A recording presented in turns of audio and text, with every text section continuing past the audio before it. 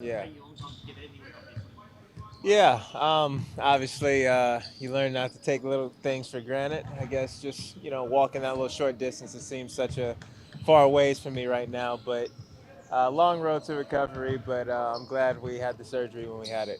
Just how dangerous was it for you at that point when they said you need to get surgery? You're like innocent stripe at that point. Yeah, and apparently, I want to say about 15 minutes after the MRI scan, they were saying we need to get you in for surgery right away. They were fearful that my muscle could have just died. It was under so much pressure, so it needed immediate relief. And when I came out the surgery, the doc said it was good. We didn't wait an extra day because time was really of the essence. So what would have been the ramifications of that muscle dying? They talk about does that end your career, end the leg, what? It would have. Well, he didn't say that. He just said it would have been permanent damage. So obviously that could have been a big jump for me. But there's no permanent damage because we got the surgery in time.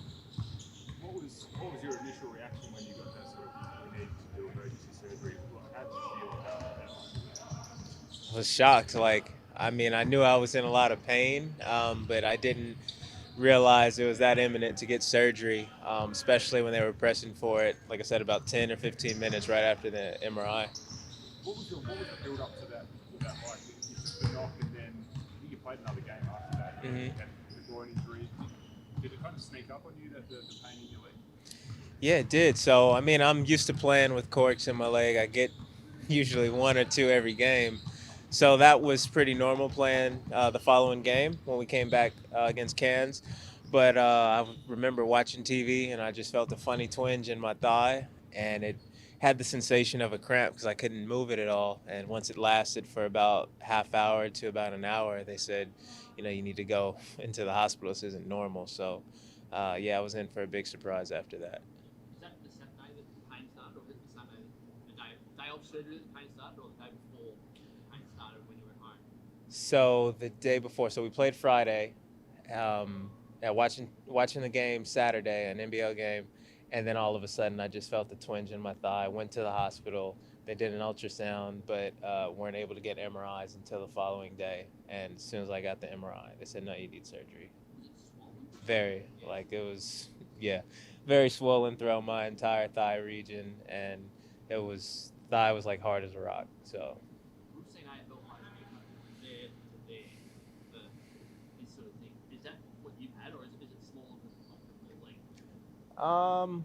I mean, the camera can't see, but probably from here to about there. It's decent size scarring. Like half the thigh. Yeah, probably around there. And is it still what's it like at the moment? Like, is it open or is it stitched up? Stitched up, still swollen, but the swelling's gone down by comparison to what it was a few days ago. But So what's your roadmap to recovery one day at a time. I'm still in the, I guess, ginger stage where I can't really do too much. I was on bed rest for the last 10 days or so, but still have to take it easy for at least another 2 weeks before I guess there's a proper rehab plan in place. Because if we do anything too quick, it could just start bleeding and basically be back to ground zero. is there longer term issues of managing it now once it heals, or is it cured as for want of a better word? There's no long-term issues at the moment, and that's because, like I told you, they got the surgery in time. So the biggest thing was that there was no permanent damage done. We relieved the pressure in time, so now it's just a matter of letting that wound heal. They were able to get all the blood, basically that spread throughout my whole leg on top of the hematoma. Um, so yeah, once that heals up, then we could start the process. But from my understanding, the hematoma was the smallest of all the issues. It was that on top of all the damage and pressure the muscle was under. Plus, there was like a small tear in the muscle. So it was a hell of a lot more than just a hematoma, which I came to find out. Can you drive? Yeah, but I got to push my car, like the car seat, all the way to the back, basically, so my foot and leg can stay extended because I can't bend it yet. And how else does it affect your normal life with your parents? It's probably got to, can you do things with your child, or can you go shops and you get things, or are you basically relying on help from everyone to get through life? Like I said, yeah, I'm on bed rest, so I'm not doing any grocery runs or anything like that. But um, I can play, I guess, with my daughter as long as I'm laying on the couch or something like that. But definitely not running around. You know, she's not even 2 years old, and she's walking better than me at the moment. Is this your first time at training? Yeah, it's my first time back with the guys since the surgery and all that. So I'm just excited to, I guess, not be laying on the bed like always. So you'll now, I imagine when they travel to their finals, you'll no chance of being on the plane. No. So you'll be involved on game day though when it's here. Is that the plan? To try to have some sort of Yeah, that's my plan. Yes, anytime we got a game here and practice and stuff, I'll be here. But yeah, traveling that's definitely out of the plans for now. what sort of a watcher are you? You don't miss games. Say that What again. sort of a viewer are you? Because you don't miss many games. When you have missed them, what sort of a viewer of your own team are you? Are you a nervous viewer? Are you an excited viewer? Are you placid? How do you handle games? Probably the same way as I'm playing. You know, just kind of poker face and just watching, keep my emotions to myself. But I'm probably a little bit more vocal with guys during timeouts. I'd say sitting from the sidelines versus when I'm playing, because you're just able to see the game in a different light and maybe give them some advice that um, maybe they're not picking it up on because they're in the mix of it. Is this the time of year everyone plays more, and you're going to miss? Is that the hardest part, knowing that you're going to miss the playoffs when you've done all the hard yards, all the COVID restrictions, all the travel, and now you can't play? Yeah, I mean it's definitely difficult, but one thing with me, I always try to find a silver lining, and I know how much work we put in as a team, how much doubt we had throughout the year. None of the experts even picked us to make playoffs, so for us to secure a top two spot, that's a silver lining, and I'm just grateful I was able to play at least 32 out of the 36 games, and now I'm excited to see what these guys do because it was a great team effort all year, and we put ourselves in position to do the most fun part, and that's gear up for playoffs. Just to be clear, you give yourself no chance of playing. Yeah, it's over with. Yeah, It's so over with. Instagram post about it. It's over with. I don't even want to give the fans false hope. I couldn't be out there even if I wanted to.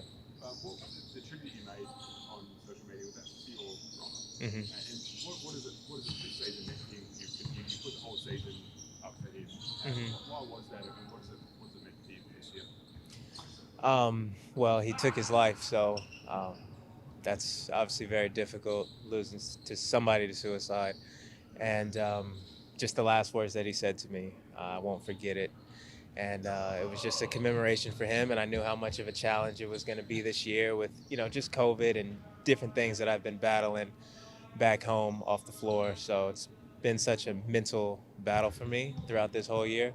So I just wanted to keep the words that he told me in mind and just keep pushing through everything I faced on and off the floor. And even though my season was cut short, I'm proud of the season I had, and I'm proud of the season that we've had so far as a team. And I just look forward to seeing what else we got in store. Is coaching something that you harbor any ambition for? Never really given it much thought. I don't have the outspoken personality like Trev or anything like that. But it'll be fun to, I guess, play the coaching role and just see how I like it or see if I'm any good at it. So looking forward to it. With your family situation, you haven't been able to get home for a long time. 2 years. Yeah, it must be really hard. Like, given you weren't aware that was going on in the background. How hard is it mentally to realise you can't go and see your family at the moment when they need you probably? It's extremely difficult. It's the longest I've ever been without seeing my family. Obviously, playing professionally overseas, you're used to being away from them for at least 8, 9 months, but 2 years and counting and not knowing, I guess, when you're going to see them is very difficult. And luckily, I was able to, I guess, just use those emotions and I guess dark feelings and unleash it on the floor. But now that I'm hurt, I guess I have more time to talk to my family and FaceTime them. And it's no cure, but it's a silver lining, I guess.